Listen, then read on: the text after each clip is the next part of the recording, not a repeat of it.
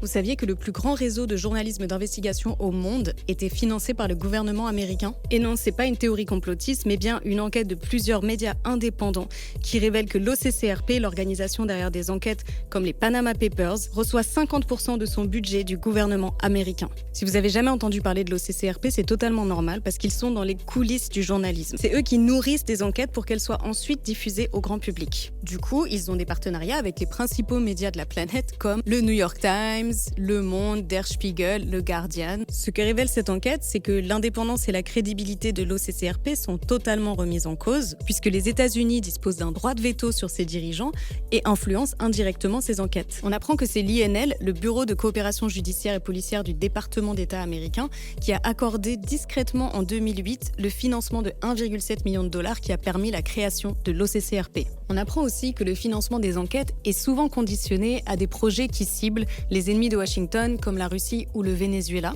et que ces articles engendrent des enquêtes judiciaires, des sanctions et des actions de lobbying. Et la cerise sur le gâteau, c'est qu'ils ne peuvent même pas enquêter sur les États-Unis avec cet argent. Selon Joe Sullivan, le directeur de l'OCCRP, cela nous mettrait en situation de conflit d'intérêts et nous voulons éviter ce genre de situation.